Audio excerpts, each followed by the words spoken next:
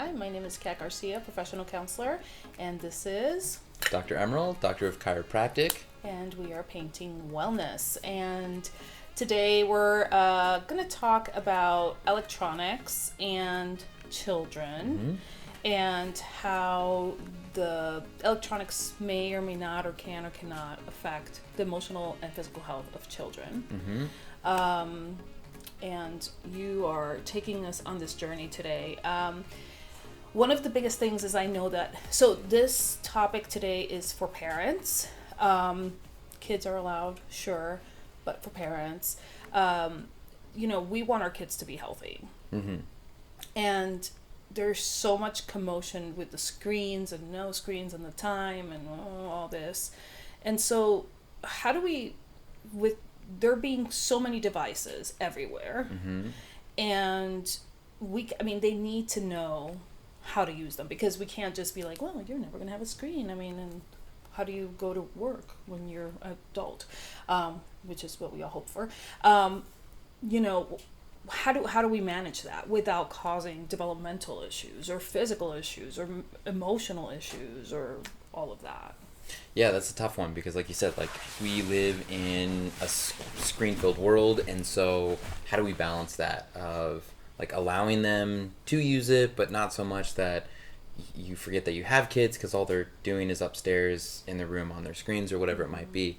And I'm not a parent, but I could certainly understand how that could be this balance of trying to figure out are you a good parent for allowing it? Are you a good parent for not allowing it? And where does that sit? And for myself, I can say I struggle with screens. And so as a passing adult, that's what people look at me and they're like, he's an adult. I try to be most of the time. So how can we expect kids to be able to manage screens if someone like myself, I struggle with screens? Is that something for you? Do you find yourself struggling with screens and electronics at times? Yes. It's very interesting because I have pretended to take up crocheting because I was just sick and tired of being scrolling. It was almost like giving me vertigo and just the computer all day and just the phone, and I just was like, I need to find something else to do with my hands, right? I need to some sort of activity. So I'm not good at it, but I have the stuff for crocheting. But yeah, it's a real struggle, and I know my kids aren't little anymore, but I know that a lot of parents struggle with, hey, I need you to not use your word count in the next 5 minutes. I'm going to give you a tablet so you can just entertain yourself. And I know that that's something that happens a lot, and there's no judgment because, we're all parents, and sometimes we need to keep kids entertained. We have a doctor's appointment, or we have, here's a tablet, watch something. And the reality is that we use tablets as babysitters. And so we have to then manage the guilt of are we bad parents? Because our kid will not let us do anything unless they're entertained, and I cannot entertain them right now. Yeah. You can't be expected to do that 24/7. Correct. And that's, and both of us, I think, can be on the same page on this, is this episode is not about making you as the parent or guardian feel bad about electronic use. No. That is not, because I get it. I'm around kids more and more, and I'm like, yes, please. At times, use that tablet. Yeah. And as a parent of a teenager, that's really how they socialize now with Discord. Yeah. Discord is all the time. All the time. And so, you have your kid having a social life on there, and sometimes they're even talking and not playing video games at all, but it's still in front of their computer or whatever. So I think that this is not a judgment zone at all. We as parents and as adults that have children around, we know it can very many times be used as a babysitter. Yeah. And so what we're hoping to do in this particular episode is just talking and informing and being more proactive in how can we use these devices and some tools to navigate that space, because it is a super complex space of like we don't even really understand what electronics are doing to adults, let alone kids, because they're developing, their brains are developing, their emotions are becoming more complex, and their physical bodies are changing. And so like this needs, I feel at least, that this needs to be a continued discussion point of like, as new information and new experiences come up, how do we continue to evolve in integrating and interfacing around this stuff? So that's something that both Kat and I have a lot of experience with, is working with kids, working with families and individuals around how to manage that, because it is such a big thing. So what we're going to be doing is discussing like how can we create habits to limit some of the negative effects of electronics. So it's not about like an all or nothing situation. It's just how can we start to implement some things here and there to make it easier, and to also like, I guess too, like recognize and call out, not call out, but like voice some of the discomforts that we all can have around the use of electronics. So like some of the biggest things that like I find helpful and I talk to people about is like limiting, like if you can, like 20-minute chunks of time of electronic use. And the reason, like my reasoning for that is after about like 20 or 25 minutes of being on in one position, our body actually begins to mold into that position. So if you're a kid, like, and or even adult, just anyone, and you're looking down at a screen or you're typing, your body actually starts to form into that position. And if you're not watching on YouTube and you're listening to us, like I'm like literally like making this position of this curled up individual, because that's what we tend to see. So if we can limit that to 20-minute blocks, and then even just get up for a glass of water or moving around, that can offset some of that. But it also gives us, our brain, time to reset. And some of the things that I really encourage people to do is find another activity, even for like 5 minutes, especially with kids, to do something entirely different. So maybe it's coloring, maybe it's doing some other activity where they could be moving around a little bit more. But I know, Kat, like we were discussing before we started recording, that puts way more energy and responsibility than on the parent to manage that. Absolutely. So again, like these are pros and cons of like discussing how can we manage that. And I think, you know, and this particular topic that I'm going to mention is topic for another day, but even when I talk to parents of kiddos that have ADD or neurodivergent, and when we interrupt, when we have more interruptions in the activities, let's say we have, you know, a kid doing chores and we have to go check on them more often rather than fight with them because an hour goes by, you haven't checked on them and they haven't done anything. The same thing with screens, right? We're going to check more often, but we're talking about it creates a habit, right? And we're looking at, we pick our hard.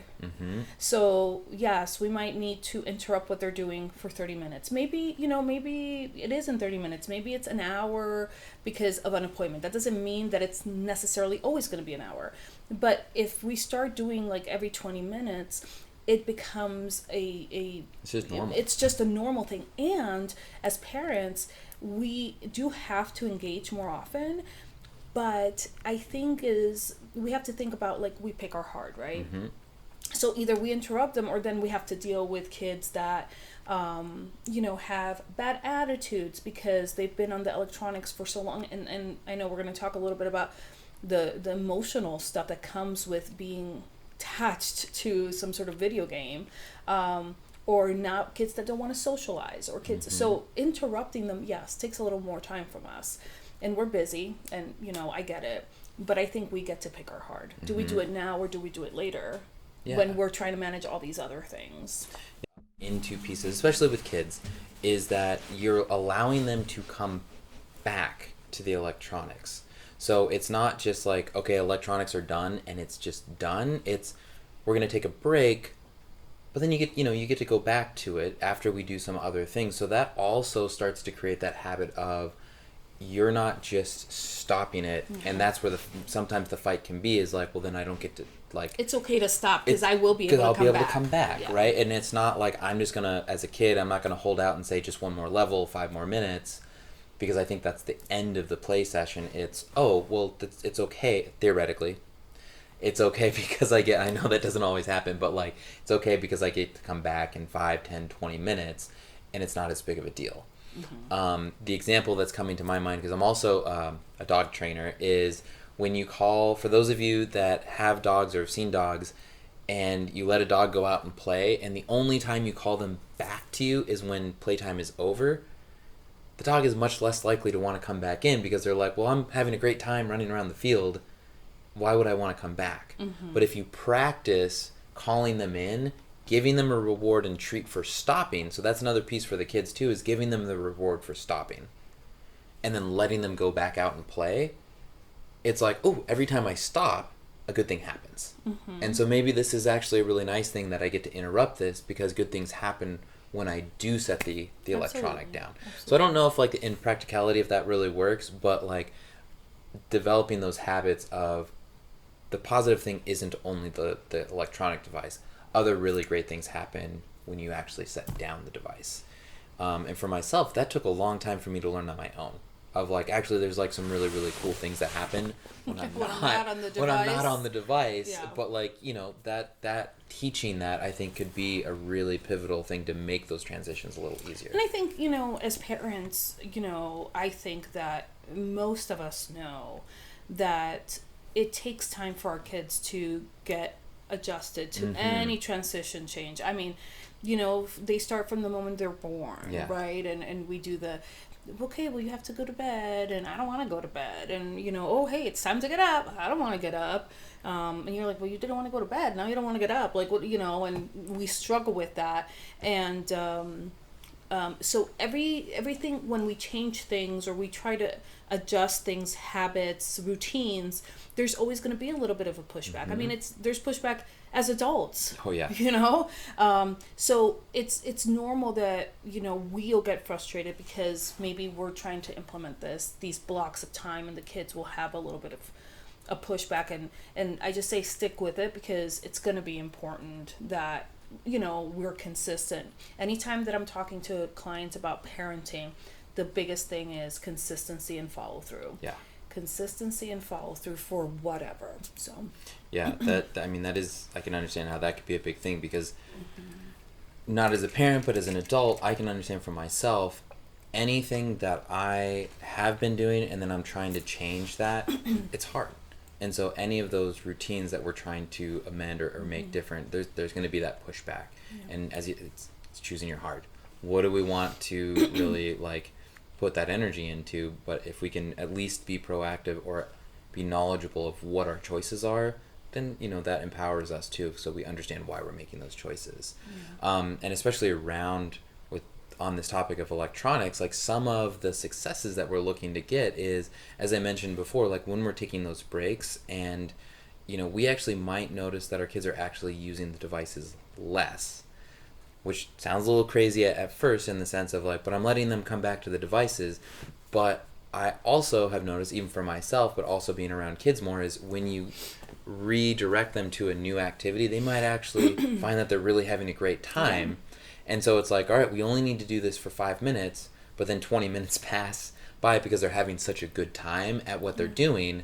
And then maybe it's you, the parent, being like, hey, we have a choice now. Do you want to go back to the electronics, or would you like to continue this? Maybe, and you ask that, I don't know, just throwing out a number, at 10 minutes, right? So then I'm saying don't ask them if they're entertained. Let them go, but let it be. Yeah, well, and actually, so this is a good discussion for us around like, can that be more powerful though, as the adult, letting the kid know that we're not forgetting that if you want, you can go back to that, because then maybe like some of those choices, when they are having really good time, they're the one choosing to stay and doing the thing that's not on the screen. And maybe that's further down the line. I was going to say, it might be, you know, further, but also, you know, if you, let's say you don't remind them, hey, you know, you get to choose now, and the kid comes back, it's like, can I be on electronics? Like, gosh, yeah, you've spent a lot of time doing this other activity, of course you can, and now it's a reward. Like, oh, you know what, of course, did you see, you didn't even have to, you didn't even notice the time kind of thing. And so I think, I mean, there's so many ways of doing it, and depends also the age of the child, and how long you've been incorporating all this. And I think everyone's situation is different, and everyone's needs are different. absolutely. And I Yeah. think, and even honestly, like, we talked about as adults and us struggling with the electronics. I mean, this is the same thing for adults, and I want to encourage that, because parents, sometimes we want to scroll and be on the TikTok or the Insta or whatever, and we get absorbed, and we're missing out on a lot of things because we're so absorbed. So having there are programs out there to manage time on your electronics, but the more you put your phone down, the more you'll notice that you don't need it. Yeah. The more you'll notice that I don't need to check my Instagram every time I pick up my phone. I don't need to do that. I don't need to be on Facebook or TikTok or what all the time. Yeah. Because I'm filling my life with other things that require me to be more present. Yeah. And I love that piece too, is like, how can we create those little things? And something that I've recently been doing is I've been putting my phone on a different level of the house, because it's just enough of a barrier that it's not that impulse pickup. It's like, oh, do I really want to walk upstairs? And I mean, yeah, maybe Dr. Emerald's a little lazy, but like that, like, but it's like enough of a barrier of like, oh, I don't need to check my phone every 5 minutes. It's not that impulse. There's just enough there that I'm like, no, actually, I'm going to continue doing this puzzle or this like talking or being more present in what it is that I'm doing. Yeah, and I mean, honestly, there's so many tricks that we can do, even putting the phone face down. And I think, I mean, as somebody that, like I said, I have teenage and adult children, so if my teenager's at home and I'm with my husband, there's no emergency for me to pick up the phone. I mean, there's nobody relying on me necessarily to pick up the phone immediately. I was talking to, I think it might have been actually Hope, about the idea of immediate gratification and how people are feeling like you have to respond immediately. We don't have to respond immediately. I recently posted a meme that says people were free when phones had cables, because you're not attached to this phone all the time. And I think that I remember when I was really sucked into social media and I wouldn't leave the room without my phone. Now I walk away. Sometimes I don't remember where I put my phone. Like, I'm just like, oh, I need to make a call. I don't know where my phone is. Like, because the less that you use it for that kind of mind numbing stuff, the more you start using it for needs, not just entertainment. Yeah. And I think that's what we're saying about kids is, there are so many other ways for kids to entertain themselves, that when we can show them, hey, there's a plethora of things to do, and I'm not on my phone, because you can't tell your kid don't be on your electronic, but then you're on your electronic 24/7. But let's do something together. Or, hey, I have to do something. We're not going to be on electronics for a little bit. We're going to start doing these things. And they'll start realizing that it's okay to be present, right? And we've talked about mindfulness, but it's okay to be present, do other alternatives. Electronics are not the only fun thing. Yeah. And that's a big piece in this, I think, the overarching maybe theme or underlying piece is that we're helping navigate and teach our kids or the kids who are around of how to navigate this space that's super confusing right now for all of us, because it's so new. And being able to go through that is really like what this discussion is about.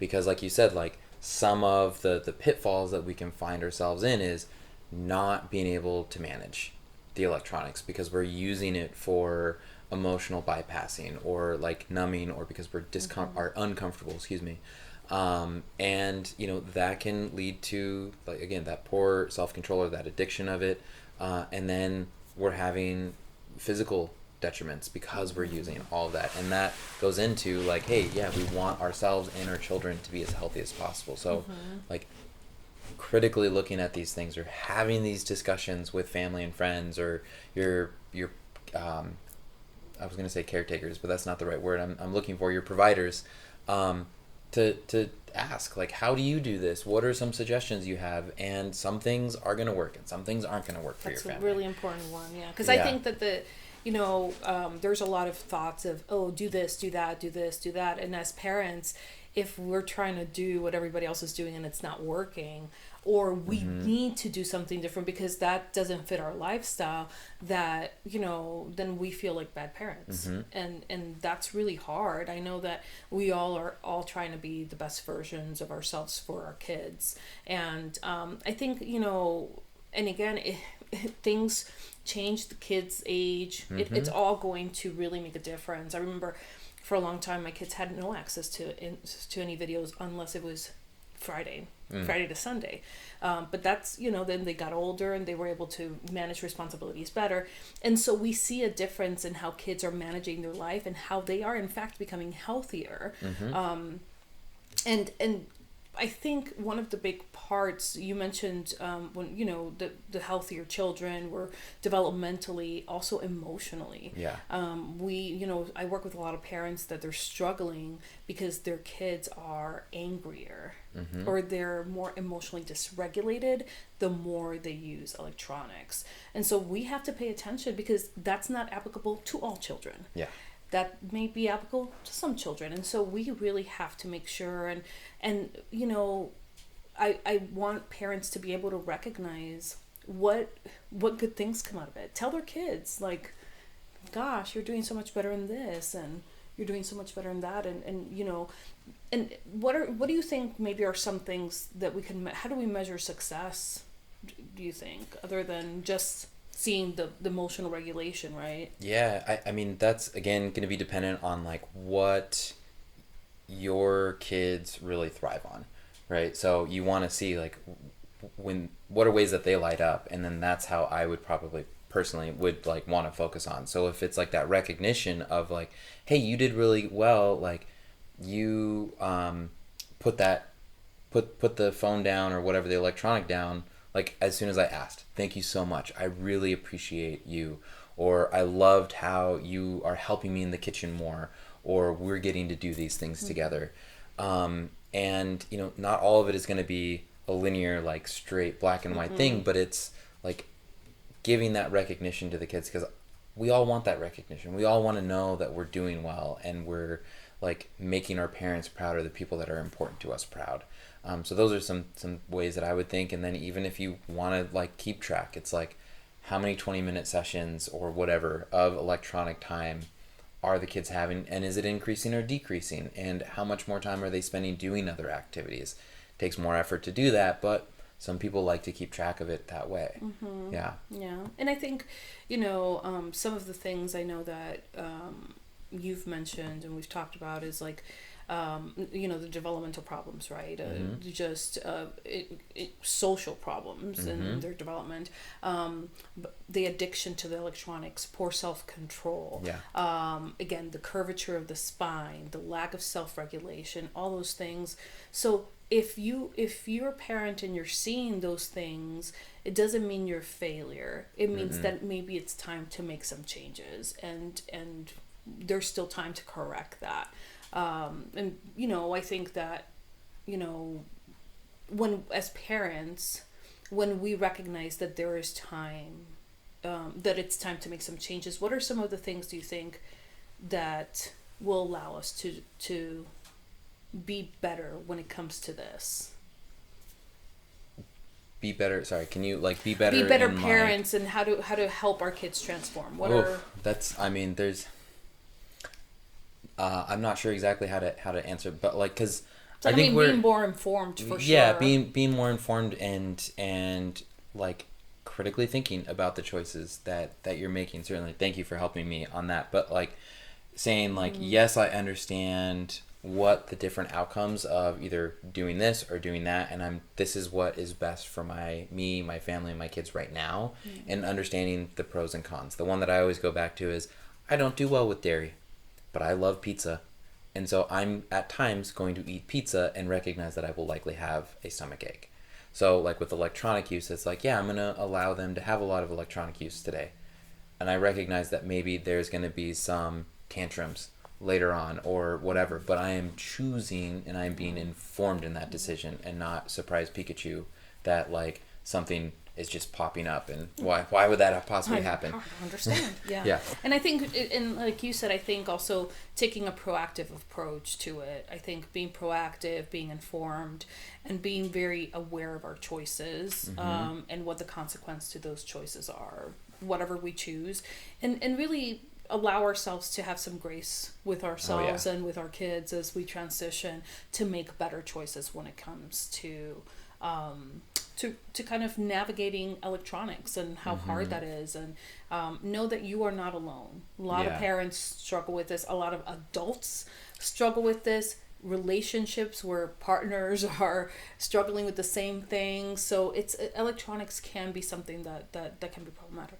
Yeah, and exactly, they can be, and we just the fact that it allows us to do so much more, which is really cool. And I mean, I think this could be a different podcast episode, but like when we are using electronics, how can we use them in a way that supports our physical body is another super super big thing, because that is something that I am just seeing all the time where people are struggling, and we can make a few lifestyle adjustments to help us feel better and for our kids to have proper physical development while using that. The whole neck thing, like it's like man, I'll show you some x-rays sometime of like I mean and I know like even like sometimes I just have to like, oh my gosh, because you're not aware how you're humping yourself down towards the screen. It's like the hunchback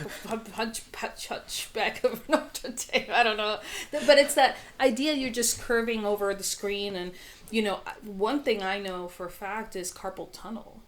Oh yeah, like that whole thing with the thumbs and the, I mean it's a thing. It's the oh yeah, there's so many little things that we're trying to figure out. And I mean, just kind of put a pin in on it, but like movement helps. Like actually getting up and moving is going to take care of a lot of those issues. It's not just about going from a sitting station to a standing station. Like we have to make larger, more things. But anyways, let's you want to gather some things up? Yes. And so for all the parents out there, for all the people that are having electronics, and for those of you that have actually dropped their phones on their face when they're laying down,